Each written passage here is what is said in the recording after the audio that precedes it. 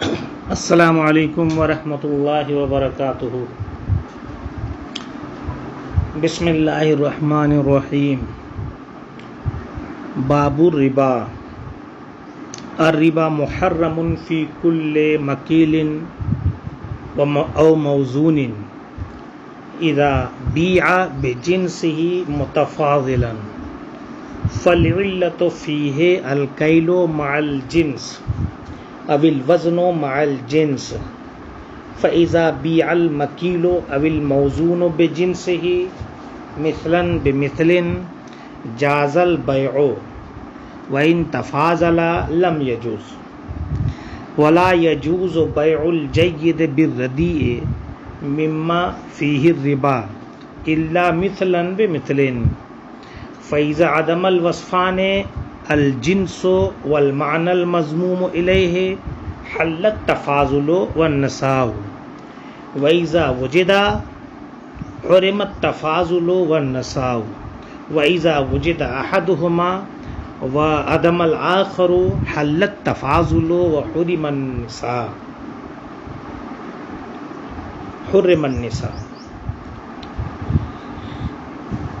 باب تفعیل ہی سے پڑھیے اس کو جہاں ہے وَكُلُّ شَيْءٍ نَصَّ رسول اللہ صلی اللہ علیہ وسلم على تحریم التفاضل فیہ کیلا فہو مکیل ابدا وَإِن تَرَكَ النَّاسُ الْكَيْلَ فِيهِ مِثْلُ الْحِنْطَةِ وَالشَّعِيرِ وَالتَّمْرِ وَالْمِلْحِ وَكُلُّ مَا نَصَّ عَلَى تحریم التفاضل فِيهِ وزنا فَهُوَ موزون ابدا وَإِن تَرَكَ النَّاسُ الْوَزْنَ فِيهِ مِثْلُ الذَّهَبِ وَالْفِضَّةِ وَمَا لَمْ يَنُصَّ عَلَيْهِ فَهُوَ محمول على عادات الناس۔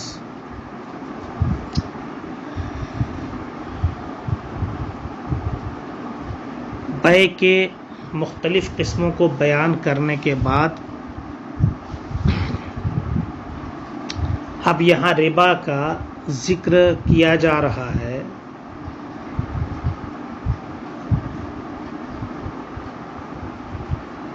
کیونکہ بہت سے مقامات پر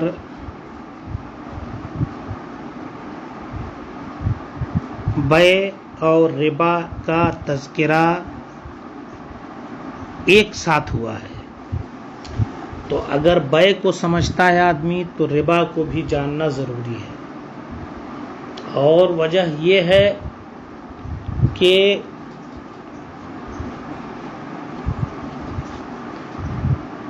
بیع بغیر نفع کے نہیں ہے۔ بیع بغیر نفع کے ہو تو اس کا کوئی فائدہ نہیں ہے، اور ربا بھی نفع ہی کی طرح ایک صورت ہے۔ تو دیکھا یہ جائے گا کہ کون سا نفع ربا کے قبیل سے ہوگا اور کون سا نفع ربح کے قبیل سے ہے جو جائز ہے۔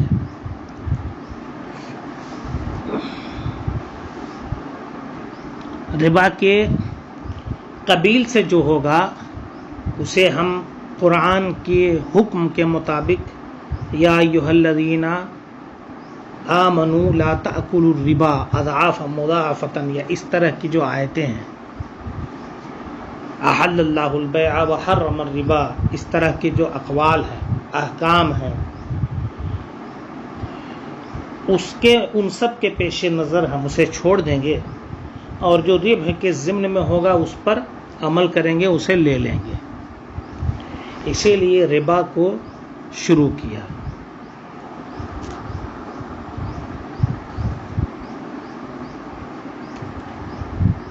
ربا شریعت میں کہتے کس کو ہیں؟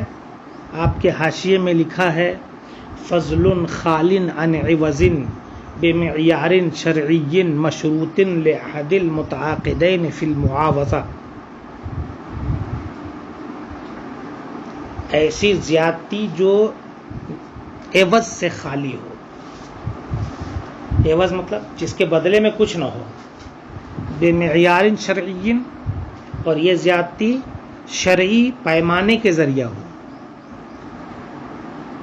جس میں متعاقدین میں سے ایک کے لیے شرط ہو عوض میں دینا، یعنی 1 کلو میں لوں گا تو آپ کو 1.5 کلو دینا پڑے گا، تو آدھا کلو جو ہے یہ معیار یعنی پیمانے کے اندر ہے، اور ہمارے عرف کے مطابق، اور اگر شرعی طور پر آپ دیکھنا چاہیں تو مثال کے طور پر جیسے نصف سا ہے، یہ پیمانہ ہے شریعت کا، تو نصف سا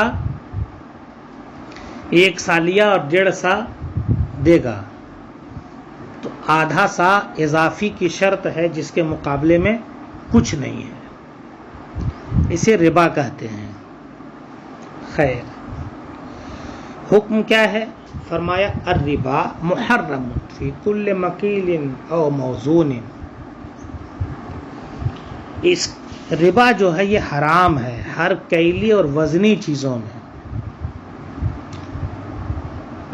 زیادتی تو بہت ساری چیزوں میں ہو سکتی ہے، لیکن ربا خاص ہے، اس لیے کہ یہ منسوس ہے اور اس کا طریقہ، اس کی علت منسوس ہے، اسی لیے یہ خاص ہے کہ ربا حرام ہے ہر مکیل یا موزون میں۔ اذا بیع، یہ شرط ہے، اذا بیع بجنس ہی متفاضلا، جبکہ وہ اپنی جنس سے زیادتی کے ساتھ بیچی جائے، یعنی مکیل و موزون بے جنس ہی بیچی جائے، گیہوں کو گیہوں کے بدلے میں، چاول کو چاول کے بدلے میں، زیادتی کے ساتھ۔ تو آپ نے دیکھ لیا کہ گویا مکیل یا موزون ہونا یہ اس میں ضروری ہے نا، اور جنسیت کا بھی لحاظ ہے۔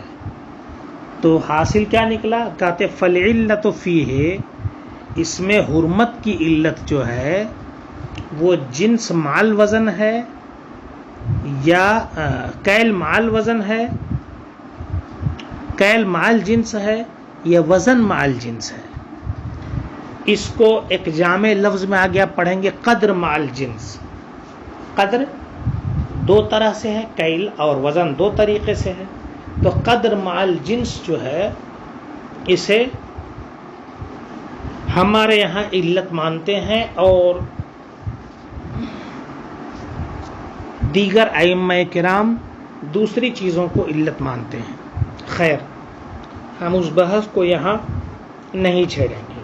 فرماتے ہیں فَإِذَا بِيعَ، جب بیچا جائے مکیل کو یا موزون کو بیچا جائے، بے جنس ہی، جنس کے ساتھ برابر برابر، جاز البیع، تو یہ بیع کیا ہوگی؟ بالکل جائز ہوگی۔ وَإِن تَفَاضَلَ، اور اگر تفاضل کے ساتھ بیچا جائے، لم یجوز، تو یہ بیع جائز نہیں ہوگی۔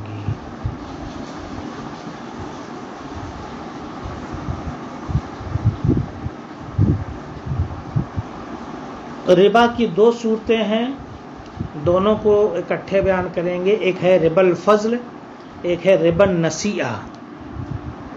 تو ابھی جو گفتگو ابھی چل رہی ہے ربا الفضل کی ہے، یعنی زیادتی کی وجہ سے ربا، اور گفتگو آگے آئے گی جس میں ربا النسیئہ کو بولیں گے، یعنی ادھار بیچنے کے اعتبار سے ربا۔ تو کہتے ہیں برابر برابر بیچا جائے تو جائز ہے، اور نقد بیچا جائے تو جائز ہے، اور اگر کمی زیادتی کر دی یا برابر برابر بیچا مگر ایک آج اور ایک بعد میں، تو وہ نسیہ ہے، لہذا وہ بھی ربا کے ضمن میں آئے گا۔ ولا يجوز بيع الجيد بالرديء مما فيه الربا الا مثلا بمثل، عموماً ہوتا یہ ہے کہ اچھا چاول 10 کلو اور خراب چاول 20 کلو، اس طرح سے بیع ہوتی ہے، یہ ناجائز ہے، حرام ہے، کیونکہ چاول سب ایک ہی جنس ہے، اور حدیث کے حساب سے مثلاً بمثل ضروری ہے۔ فرماتے ہیں ولا يجوز بيع الجيد بالرديء، عمدہ کو گھٹیا کے بدلے میں بیچنا جائز نہیں ہے، مما فیہ ربا، اس میں سے جس کے اندر ربا ہو، یعنی مکیل و موزون چیز جو ہو اس میں کے عمدہ کو گھٹیا کے بدلے میں بیچنا جائز نہیں، مگر برابر برابر، یعنی برابر برابر بیچا تو جائز ہے ورنہ جائز نہیں ہے۔ فَإِذَا عَدَمَ الْوَصْفَانِ، اب اگر یہ دونوں وصف معدوم ہو جائیں، یعنی جنسیت معدوم ہو جائے، وَالْمَعْنَى مَضْمُومُ إِلَيْهِ، اور وہ معنی جو اس کے ساتھ ضم کیا گیا ہے، یعنی جنس کے ساتھ ضم کیا گیا ہے، یعنی علت کا وہ دوسرا حصہ جو جنس کے ساتھ ضم ہے وہ کیا ہے؟ قدر، یعنی کیل یا وزن۔ تو جب یہ دونوں معدوم ہو جائیں، حلت تفاضل والنساء، تو تفاضل بھی درست ہے اور نساء بھی درست ہے، یعنی ربا الفضل بھی نہیں پایا جائے گا اور ربا النسیہ کا بھی وجود وہاں نہیں ہوگا۔ جیسے گیہوں کو چاول کے بدلے میں بیچا یا چنے کے بدلے میں بیچا تو جنسیت مفقود ہے،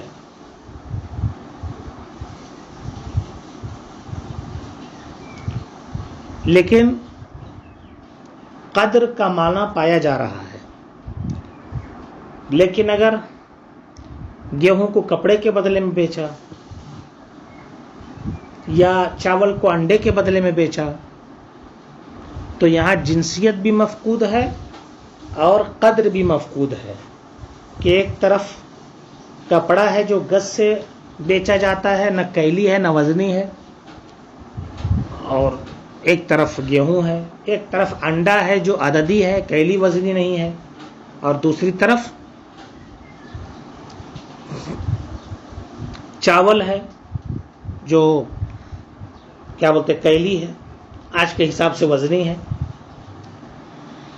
تو یہ صورت اگر ہو کہ کپڑے کو گیہوں کے بدلے میں بیچ رہے ہیں تو جنس بھی مفقود ہے اور وزن و کیل بھی مفقود ہے، تو کیا فرماتے حلت تفاضل والنساء، ایسی صورت میں تفاضل بھی حلال ہے، یعنی 1 کلو چاول کے بدلے میں 2 گز کپڑا لے سکتے ہیں اور 1 کلو چاول کے بدلے میں 1 گز کپڑا بھی ہو جائے گا، 10 کلو چاول کے بدلے میں 1 گز کپڑا ہو جائے گا، سب درست ہے۔ اور ادھار بھی اس کو کر سکتے ہیں، بات کے لیے بھی کر سکتے ہیں، ایک سامان ابھی لے ایک بعد میں دے۔ وَكُلُّ شَيْءٍ، اچھا وَإِذَا وُجِدَ، اور اگر جب دونوں پائے لیے جائیں، اصل میں اس کی وجہ آپ کو صاف سمجھ میں آ رہی ہوگی کہ کیوں حلال ہے یہاں زیادتی، اس لیے کہ بائع میں تو اصل اباحت ہے، نفع کے ساتھ آدمی بیچے۔ قرآن نے کہا فَمَا رَبِحَتْ تِجَارَتُهُمْ، ان کی تجارت نے نفع نہیں پہنچایا، تو یہ مذمت میں آنا اس بات کی دلیل ہے کہ تجارت نفع ہی کے لیے ہوتی ہے۔ تو جب تجارت نفع کے لیے ہوتی ہے اور نفع ہی کی ایک صورت کو ربا کہا گیا ہے، تو اس کا مطلب ہے کہ عموماً تجارت جو ہے، اصلاً تجارت جو ہے نفع والی وہ جائز ہے، بے جائز ہے، لیکن اصل کا سے جس کا استثناء کر لیا گیا ہے نا، یعنی اشیاء ستہ جس کو حدیث میں بیان کیا گیا ہے کہ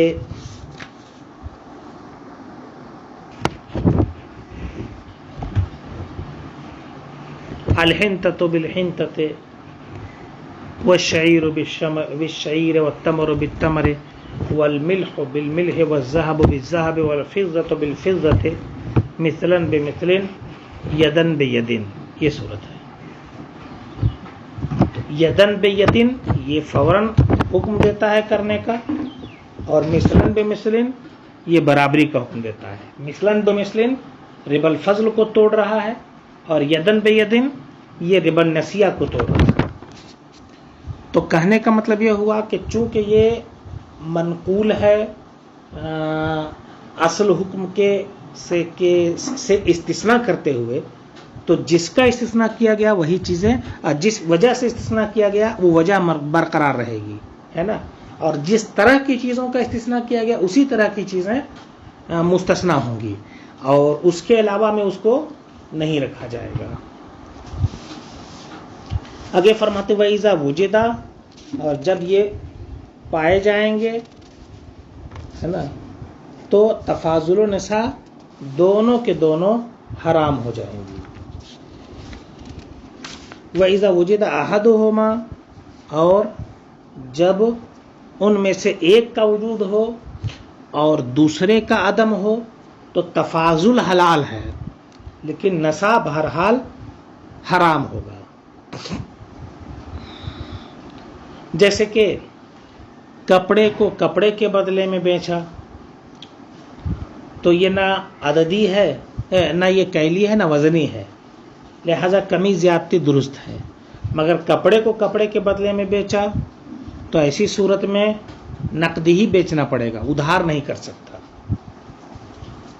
اسی طریقے سے گیہوں کو جو کے بدلے میں بیچا تو یہاں جنسیت مفقود ہے، اگرچہ کیلی ہے نا، تو یہاں گویا کہ ربا الفضل کا وجود نہیں ہوگا لیکن ربا النساء کا وجود ہوگا، اور وہ صورت کیا بنے گی کہ ادھار نہیں بیچ سکتا، فوراً کرنا پڑے گا۔ اسی کہتے ہوئے اذا وجدہ، جب دونوں پا لیے جائیں تو تفاضل اور نساء دونوں یہ حرام ہے۔ وَإِذَا وُجِدَ أَحَدُهُمَا، اور جب ان میں سے ایک کا وجود ہو دوسرے کا عدم ہو تو تفاضل حلال ہے اور نساء یہ حرام ہے۔ وَكُلُّ شَيْءٍ، اب یہاں سے ایک بہت ہی جامع بات بتا دے رہے ہیں، عرف بدلتا رہتا ہے نا، تو کیا عرف کے بدلنے سے شے کی حیثیت بدل جائے گی؟ فرماتے وَكُلُّ شَيْءٍ، ہر وہ چیز نص رسول اللہ صلی اللہ علیہ وسلم علی تحریم التفاضل فیہ کیلا فہو مکیل ابدا، ہر وہ چیز جس کے اندر تفاضل کی حرمت پر، یعنی جس میں تفاضل کی حرمت پر کیل کے اعتبار سے سرکار نے نص فرما دی ہے تو وہ مکیل ہی ہے۔ کیا مطلب ہوا؟ یعنی جس کو سرکار نے کیلی فرما دیا ہے اور اس میں تفاضل کو کیل کے اعتبار سے حرام قرار دیا ہے تو وہ چیز کیلی ہی ہوگی، اور اسی اعتبار سے اس میں تفاضل کی حرمت کا قول کیا جائے گا۔ وَإِن تَرَكَ النَّاسُ الْكَيْلَ فِيهِ، اگرچہ لوگ اس میں کیل چھوڑ دیں، جیسے مثال دیتے ہیں ہنتا ہے، شعیر ہے، تمر ہے، مل ہے، کہ اب اس میں لوگ کیل چھوڑ چکے ہیں، وزن سے استعمال کرنے لگے ہیں، لیکن سرکار نے جب کیل کا لفظ ذکر کیا ہے تو وزن کے ذریعہ یہاں حرمت کا قول نہیں کیا جائے گا، کیل کی صورت میں ہو تب حرمت کا قول کیا جائے گا۔ جبکہ امام ابو یوسف رحمۃ اللہ تعالی علیہ فرماتے ہیں کہ عرف کا اعتبار ہوگا، لوگوں کی عادتوں کا اعتبار ہوگا، ہے نا۔ اور دلیل کیا ہے؟ کہتے ہیں کہ جناب یہ نص ہے، اور نص کا اعتبار ہوتا ہے عرف کے سے قوی مان کر کے، لہذا عرف یہاں قاضی نہیں ہوگا، نص کا ہی لحاظ کیا جائے گا۔ آگے فرماتے ہو کل ما نص علی تحریم التفاضل فیہ وزنا، ہر وہ چیز جس میں وزن کے اعتبار سے تفاضل کی حرمت کو سرکار نے نص فرما دیا تو وہ موزون ہی ہوگی ہمیشہ، اگرچہ لوگوں نے اس میں وزن چھوڑ دیا ہو، جیسے سونا چاندی، ہے نا۔ یہ اور بات ہے کہ آج ہمارے دور میں سونا چاندی بھی وزن ہی سے بکتا ہے۔ وہ معلوم ینص علیہ، جس پر سرکار نے کوئی نص نہیں فرمائی تو وہ لوگوں کی عادات پر محمول ہوگا کہ لوگ اس کو کیسے استعمال کرتے ہیں۔